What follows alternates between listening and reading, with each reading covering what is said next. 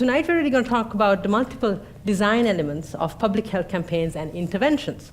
And we will also explore how design can improve public health and impact behaviour change. So we have Catherine Darker, who is an assistant professor in health at Trinity College Dublin.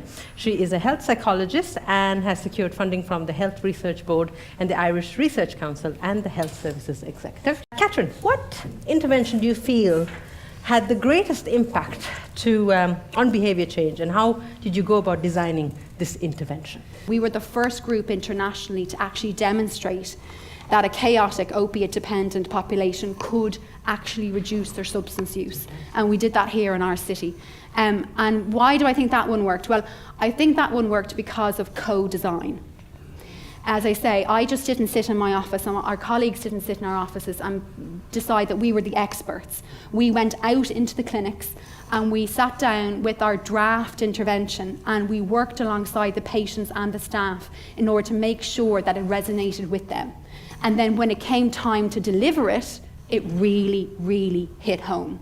And I think that's why that one worked. There is decades of research in psychology and behavioural economics that shows that the link between attitudes and behaviour is really weak. Right? And quite often, when it comes to the major public health things, and by that I'm talking about smoking, drinking, physical activity and diet, right? Almost everybody who smokes wishes they smoked less. Almost everyone who drinks too much wishes they drank less. Almost all of us wish we were more physically active, even the physically active among us. So bad public health campaigns are ones that assume a simple model of behaviour that says if we change attitudes, we will change behaviour, and they hammer away at attitudes. Sometimes it can even be utterly counterproductive. I remember one ad that suggested that some percentage of pregnant mothers drank too much, and the ad literally said, 30% of pregnant mothers are still drinking too much alcohol. And I can absolutely tell you as a behavioural economist, what they've done there is they've changed the context. So a bunch of mothers who are pregnant mothers who are drinking too much are going to look at the ad and go, oh, thank God I'm not the only one. Right? Because what we know from the behavioural science is that the social norms that you surround people with, what they see other people doing, they use as a guide to their own behaviour. And that's what I mean by the context in which you find yourself influences your decisions.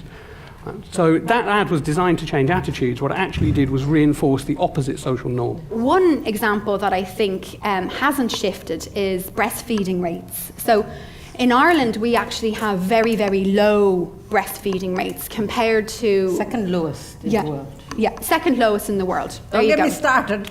There's the statistics for you. Second lowest in the world.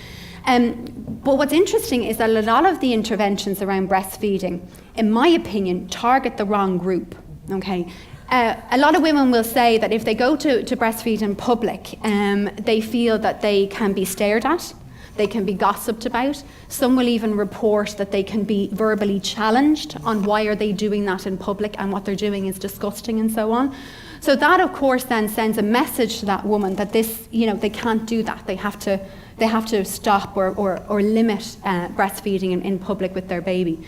So when an intervention doesn't target the correct group, it is never going to shift the rates in the direction that we want. What's happened in recent years is that behavioural economics has made genuine strides scientifically in understanding how people make decisions. So there's been great scientific progress in that area of understanding under what circumstances you'll decide one way, what circumstances you'll decide another. The idea of a nudge is don't go around banning things. If you want to change behaviour, don't go around banning things and telling people they can't do stuff. Right? Preserve choice, allow them to choose, but change the context in which they make choices to help them make better choices. Okay? So the classic example of a nudge is to change the layout of a canteen so that healthy food is more prominent and unhealthy food less prominent. And if you simply change the layout, you haven't denied anyone any choices.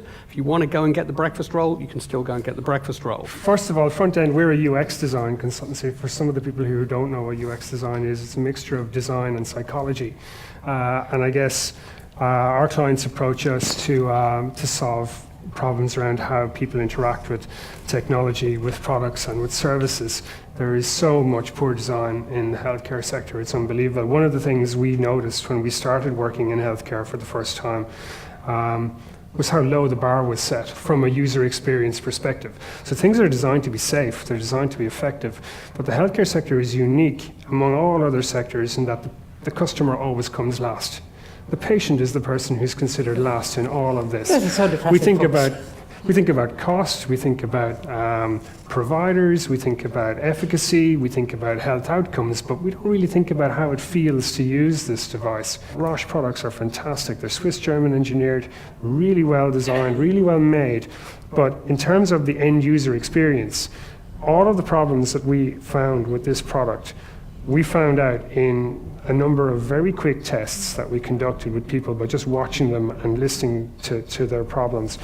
All of that could have been done during the design process, but they didn't engage users in the design process. And this is a key thing for us, that users need to be part of the solution. They need to be engaged earlier in the process. You need to listen to them and make changes based on that. And eventually, the reason I can show this is because eventually they did make those changes. Looking at the future of public health, what do you think is the most important element to include or take into consideration when designing a campaign to ignite behaviour change and improve people's health? So it frustrates me deeply when I see a campaign that obviously doesn't have a theory behind it or has no behavioural change expertise. I hate common sense. Right, common sense is a synonym for us having an intuitive psychological theory that's likely to be wrong and has no empirical backing. Right? That's what common sense is. Common sense is basically nonsense, right? And if you really want to understand how people make decisions and judge stuff and how their psychology works, you have to study it properly, not rely on some folk wisdom that's been handed down through the years and is probably wrong.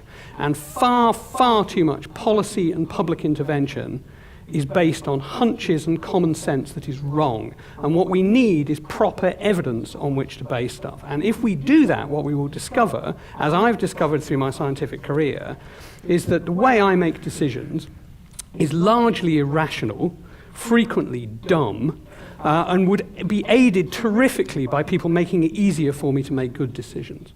Typically, if interventionists or funders want to cut costs, they cut costs in terms of the preparation and planning, and then they cut costs on evaluation.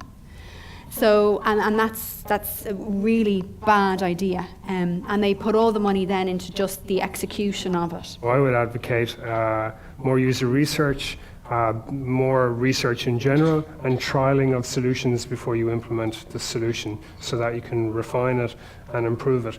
One of the problems we have in a lot of public policy areas in this country, and indeed most countries, is we have a very unhealthy attitude towards failure, that we think that you must get everything right first time round, and if you don't, you've squandered public money.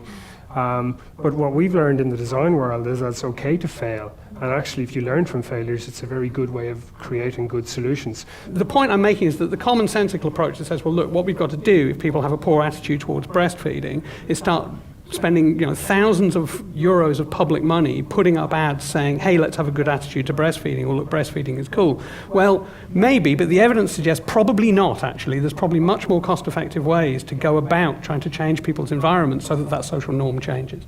We are still stuck in an old psychological model that says that too much of our behaviour is driven by individuals making decisions for themselves. Right? And actually, if you take the findings of behavioural science seriously, what you discover is, as I've repeatedly said and will keep repeatedly saying, the environment in which people are in is the bigger driver of people's decisions. So engage with the people who control the environment and do your trials at that level, and then maybe you're going to get longer-term effects you can keep monitoring. Can I ask you to give a huge round of applause to Catherine Darker, Frank Long, and Keith Lunn.